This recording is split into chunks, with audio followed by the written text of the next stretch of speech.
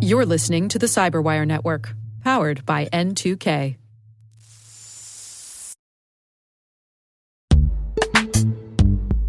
Most environments trust far more than they should, and attackers know it. ThreatLocker solves that by enforcing default deny at the point of execution. With ThreatLocker Allow listing, you stop unknown executables cold. With ring fencing, you control how trusted applications behave. And with ThreatLocker DAC, Defense Against Configurations, you get real assurance that your environment is free of misconfigurations and clear visibility into whether you meet compliance standards. ThreatLocker is the simplest way to enforce zero-trust principles without the operational pain. It's powerful protection that gives CISOs real visibility, real control, and real peace of mind. ThreatLocker makes zero-trust attainable, even for small security teams.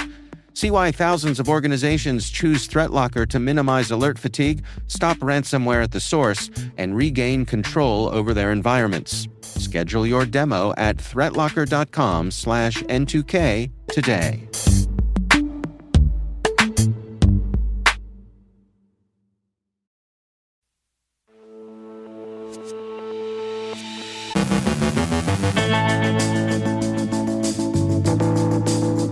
Verizon's hit by a major wireless outage. Poland blocks an attack on its power grid. A massive database of French citizens is exposed. Microsoft shuts down a cybercrime-as-a-service operation. The UK backs away from digital ID plans. California probes Grok deepfakes. The FTC settles with GM over location data. Palo Alto Networks patches a serious firewall flaw. Plus, John Serafini of HawkEye on modern signals intelligence, and federal agents seize devices from a Washington Post reporter.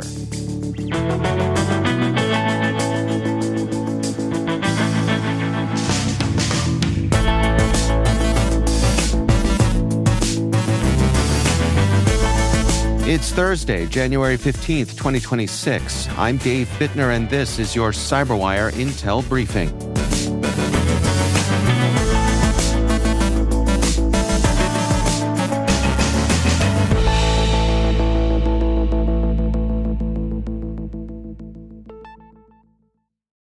Thanks for joining us here today. It's great, as always, to have you with us.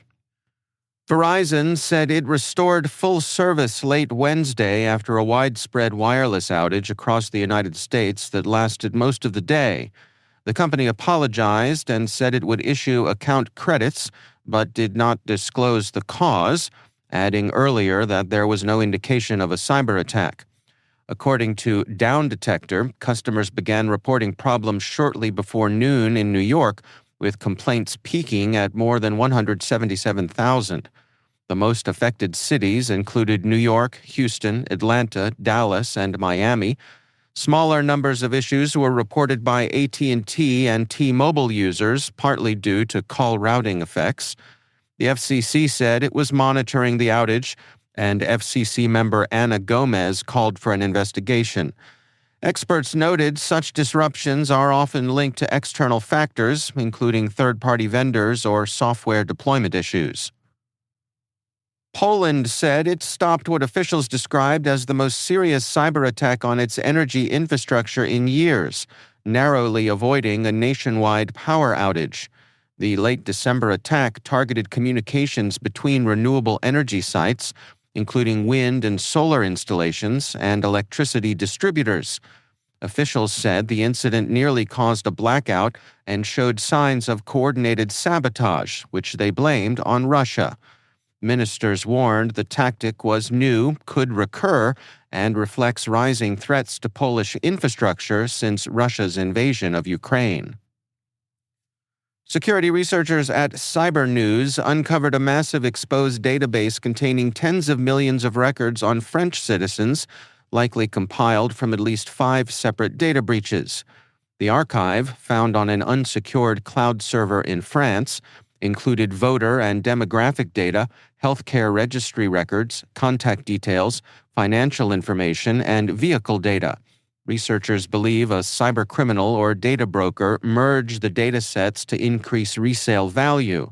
The database was taken down after notification, but posed significant privacy and fraud risks.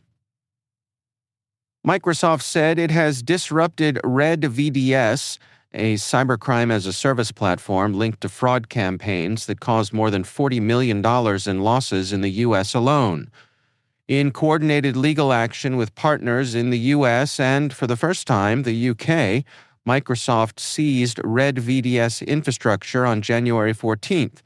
The service sold low-cost access to disposable virtual servers used for phishing and business email compromise scams, impacting nearly 190,000 organizations worldwide, mainly in the U.S., Canada, and the U.K.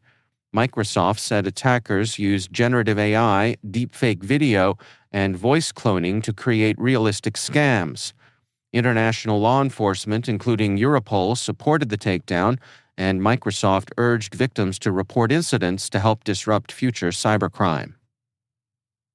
The UK government has dropped plans to require workers to sign up for a new digital ID system to prove their right to work, following political backlash and falling public support.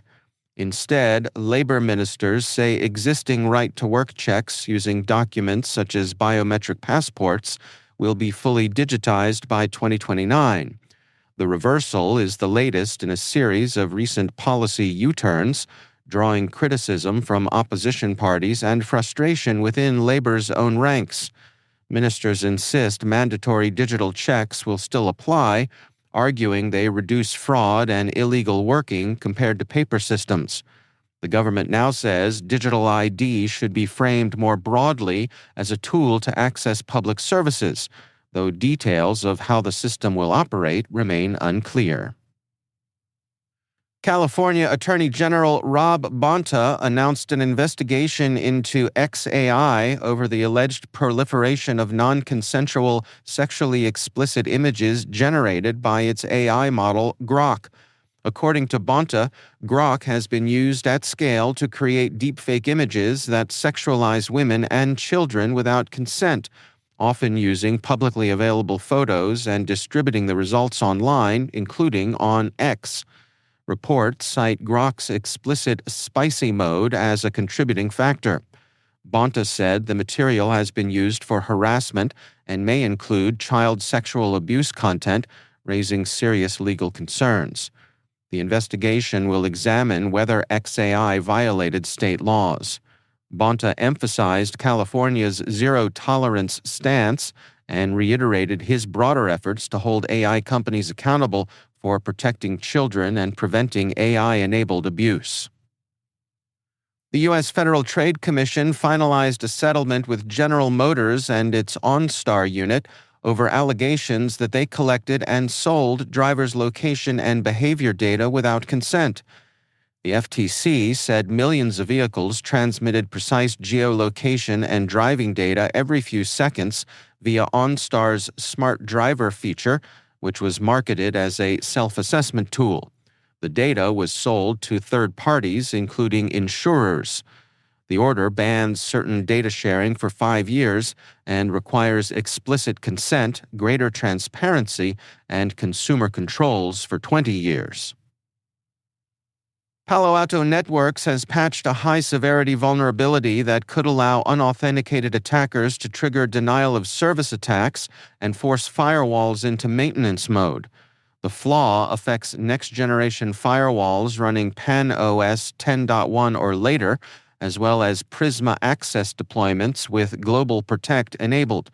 The company said most cloud-based Prisma Access customers have already been upgraded, with remaining upgrades scheduled.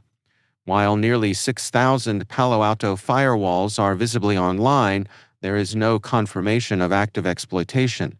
Palo Alto Networks has released fixes for all affected versions and urges administrators to update promptly. The disclosure comes amid continued attention on Palo Alto firewalls, which have been repeatedly targeted in recent years by both zero-day and denial-of-service attacks. Federal agents searched the home of Washington Post reporter Hannah Natanson this week, seizing her personal and work devices in a leak investigation that's alarmed press freedom advocates and security professionals alike. The FBI says Natanson is not a target, but the search was tied to a government contractor accused of improperly retaining classified materials and allegedly messaging the reporter. Such raids on journalists are exceptionally rare, and critics say they send a chilling message to reporters and sources. Beyond the constitutional concerns, the incident underscores a practical lesson for journalists and professionals everywhere. Encrypt both personal and work devices and assume sensitive data may one day face government scrutiny. With policy changes weakening long-standing protections for reporters' records, digital security is no longer just best practice. It is a frontline defense for press independence. Advocacy groups warned the move risks deterring vital reporting and eroding trust between journalists and their sources.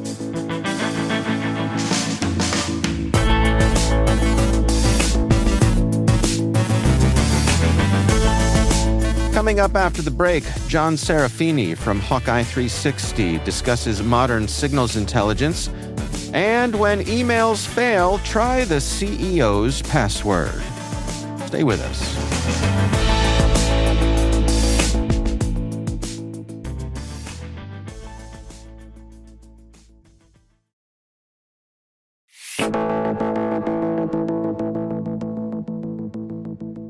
John Serafini is founder and CEO of HawkEye 360. He recently sat down with my colleague Maria Vermazis on the T-Minus podcast to discuss commercial signals intelligence.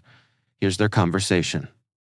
I'm John Serafini. I'm the founder and CEO of a company named HawkEye 360. It's about a decade old. We started in 2015 timeframe. We just hit 10 years.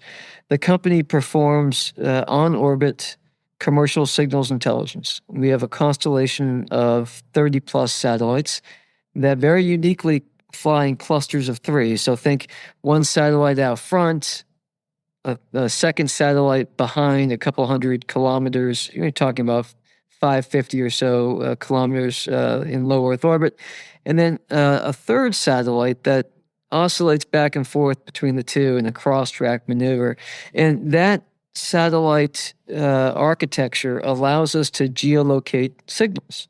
Basically, any signal emitting on the face of the Earth or in the air or in space above a watt in power, generally between 30 megahertz and 18 gigahertz, we can detect it, we can process it, we can geolocate it, we can analyze it, and we can convert that into actionable intelligence for our customers. And our customers are principally governments, defense, intelligence, national security, some humanitarian and sustainability applications as well. But we're really built from the bottom up to support government users. As for myself, I've been a national security-oriented venture capitalist and small company operator for about 20 years. Previously, I was a U.S. Army infantry officer and a proud graduate of the United States Military Academy. Well, it's so wonderful to speak with you and meet you, John.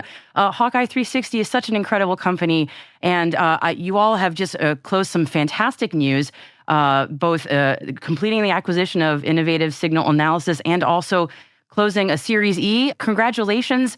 I'm wondering if you can walk me through both these pieces of news. Yeah, thank you so much. Enormous value created when we closed those deals, and they represent in some cases 2 years worth of work. We've long been admirers of ISA. It's a wonderful company that for 30 years has been supporting the U.S. defense customer base in providing the very best processing of certain types of space-based RF data and converting that into intelligence products for the U.S. government. So it's a company with an exquisite set of technologies in processing that we're very excited to be able to acquire. Very infrequently do you see an acquisition occur that's so perfectly fit between two companies, right? We have our own commercial constellation of satellites that produces RF data. We have our own commercial platform for processing and analyzing that data. And ISA is truly the best in the world at doing the processing off of certain other types of data that when fused together it makes our own processing capabilities that much better for our customers, both the U.S. government and now international. We'll be able to better classify different signals, be able to automate the detection of new signal of interest waveforms, and be able to perform geolocation at even better rates than previously was available. So from a strategic fit, this is a home run. Now, to finance it, because a great company like ISA is not cheap, we need to go off and raise some capital. Recognizing that we're further along in our development and that the debt markets are available to us, we wanted to kind of split the cost between debt and equity. And so we were able to raise a Series E round from a phenomenal new investor named Center 15, and then couple them with a fellow co-lead in Night Dragon, who's been a great investor for us for the past 5 years. And they co-led the Series E round together along with some other investors. With that, we then paired a significant amount of debt from excellent lenders, SVB and Hercules. So those organizations coming together provide the capital in part for us to acquire the company, and off we go. Fantastic. Well, thank you for that fantastic context. And I'm wondering, just going back to the acquisition of ISA before we'll get into sort of the funding side of things, both are fascinating threads. I'd love if you could help me understand the importance of understanding complex RF activity. This seems to dovetail really well with the acquisition of ISA and also what HawkEye 360 has been doing. The environment is ever noisier, and you all are very well known for helping people understand and cut through that noise. So can you help me understand that a bit? Yeah, so I mean, think of basically two value chains. On the commercial side, you've got the paradigm of HawkEye putting satellites into space. We own 30 plus satellites in space that generate an enormous amount of RF data. It's all commercial. It's all privately owned by HawkEye. And then below that in the value chain is HawkEye doing all of that processing and analyzing that data, converting it into actionable intelligence products. And we have a suite of different offerings from raw IQ data all the way to finished intelligence products for certain domains that we offer to customers. That's one value chain. On the second, think about the U.S. government paradigm, where the U.S. government spends a significant amount of money with traditional defense industrial base entities like Northrop, Lockheed, Raytheon, Boeing, et cetera, to build certain types of sensors. Those sensors generate data, and that data gets analyzed and processed by companies. The very best of those companies in our mindset is this company ISA. So you have a paradigm now of where HawkEye dominates the commercial value chain, not just collection, but processing. It now has a really important position within the U.S. government chain for signals intelligence, where we're now doing the processing work for certain U.S. government customers. I think that collectively matching those two together enables us to really unlock a lot of value for our customers. And I'm wondering about that processing, what the 2-year, 5-year, the look ahead for that looks like in terms of capabilities, because again, the potential there is huge. And I imagine you all are busy planning around that too. Yeah, so one of the reasons for the acquisition, Maria, was this is shovel ready. The technologies can be integrated together. They're very nicely overlapping, and we can start generating incremental value for our customers, both the U.S. government and international, right off the bat. I mean, there's a little bit of time of technical development work that's got to be invested, but we've done a lot of work to analyze the value of their processing and how well it fits with our RF data to feel extremely confident that this is going to be a 1 + 1 = a lot more than 2 outcome for the company. So great acquisition for both ISA and for HawkEye, and hopefully as well for our customers. Thank you for that. And I'd love to just switch a little bit to sort of the investment side of things. Was very interested, and I know Night Dragon's been a big supporter of HawkEye 360 for quite some time. If you could tell me about a little bit about the investors that were part of this round, including Night Dragon, I'd love to hear about that. Sure. Well, I can't ask for a better set of investors than we have in the Series E round. Night Dragon led our Series C round. This is Dave DeWalt and Ken Gonzalez, and they've been fantastic members of our cap table, and in both cases have been a wonderful provider of corporate governance on our board. I've been blessed to have Night Dragon on our cap table, and I wish for all of my defense tech peer companies for them to have investors as great as Night Dragon. So that's thing one. Thing two is I'm exceptionally pleased to welcome Center 15 to our cap table. Ian Weiner is the lead here at Center 15. He's been investing in fantastic defense technology companies for many years, extremely thoughtful and very well known on Wall Street, given his background there, and the breadth of his limited partners is very significant and will be very helpful to HawkEye as we grow further. So exceptionally pleased to have Ian involved with HawkEye as well as the co-lead at Center 15. So those two together, plus our fantastic LPs who have been investing in HawkEye since the beginning, such as Shield Capital and others, we're very fortunate to have them participating so meaningfully in this Series E round. And I'm curious, something that was mentioned in the release about the Series E was about how the acquisition, actually, I should mention, with ISA, the big differentiator here seems to be on improving signal processing, as you've mentioned several times, as opposed to just increasing satellite capacity. Can you talk a bit about that differentiation? Because it is an interesting angle, and we often hear more about just like more satellite capacity.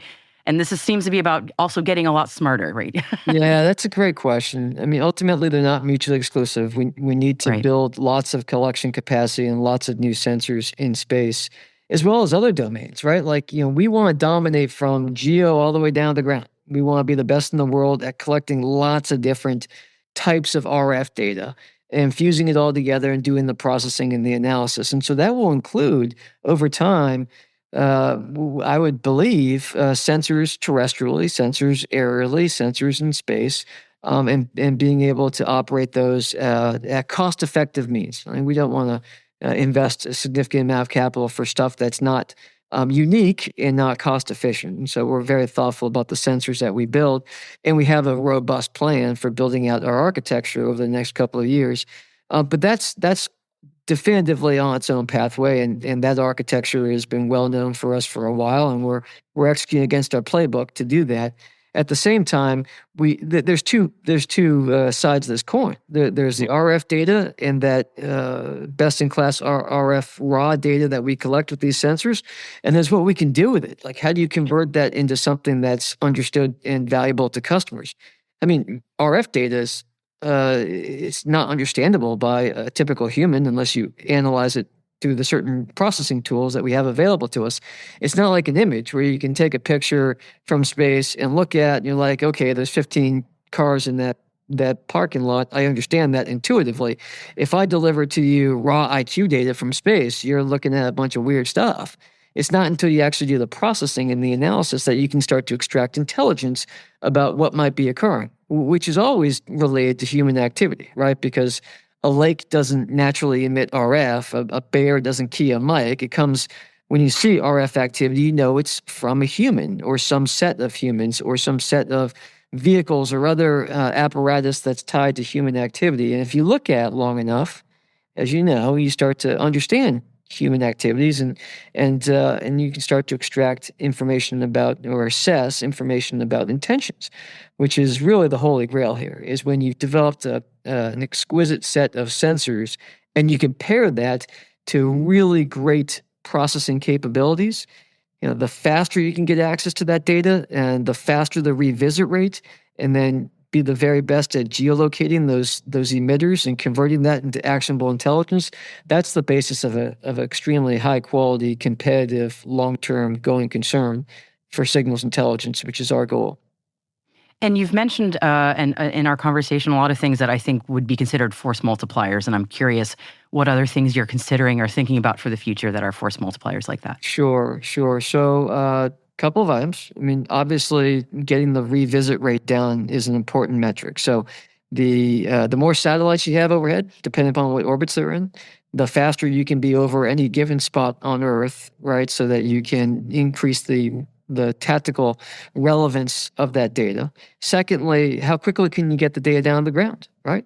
You can address that through data, the ground station densifications. You can address that through onboard processing. You can address that through crosslinks and being able to use mesh relay networks to move that data down to the warfighter, the intelligence analyst, that much faster.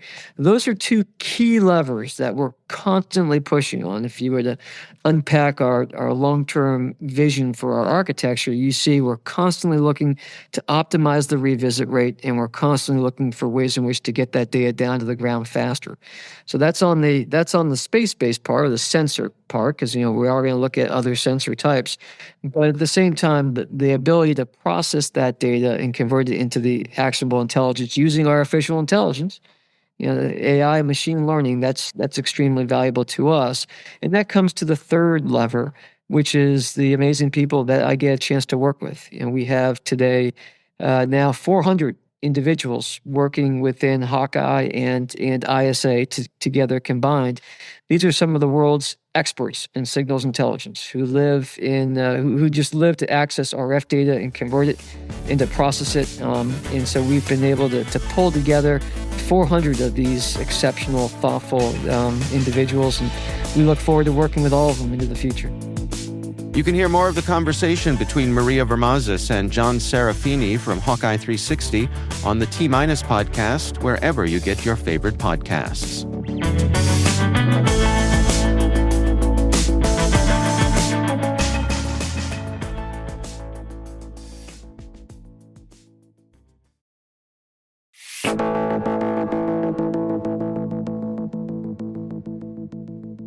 And finally, for over a year now, researchers have warned that hackers and old-fashioned organized crime are teaming up to turn cyber flaws into stolen cargo, with the occasional truckload of vapes or missing lobsters as proof of concept.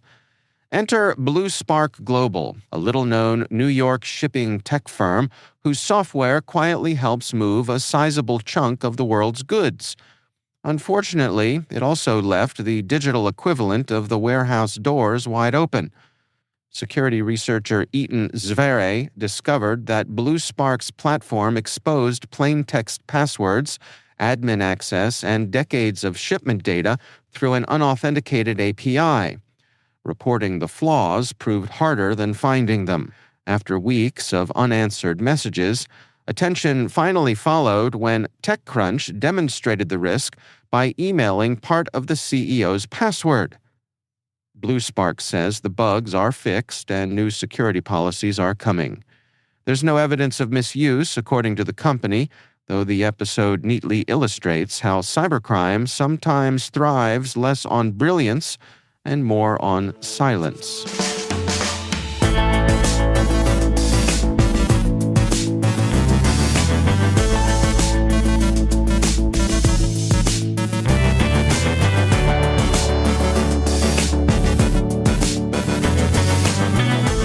And that's the CyberWire. For links to all of today's stories, check out our daily briefing at thecyberwire.com. We'd love to know what you think of this podcast. Your feedback ensures we deliver the insights that keep you a step ahead in the rapidly changing world of cybersecurity. If you like our show, please share a rating and review in your favorite podcast app.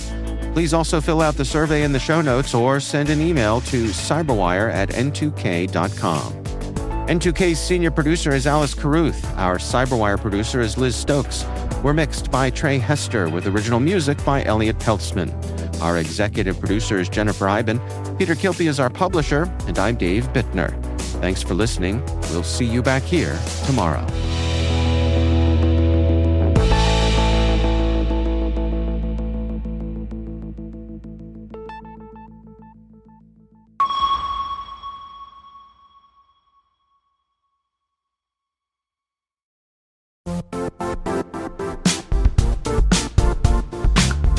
If you only attend one cybersecurity conference this year, make it RSAC 2026. It's happening March 23rd through the 26th in San Francisco, bringing together the global security community for 4 days of expert insights, hands-on learning, and real innovation. I'll say this plainly, I never miss this conference. The ideas and conversations stay with me all year. Join thousands of practitioners and leaders tackling today's toughest challenges and shaping what comes next. Register today at rsaconference.com/cyberwire26. I'll see you in San Francisco.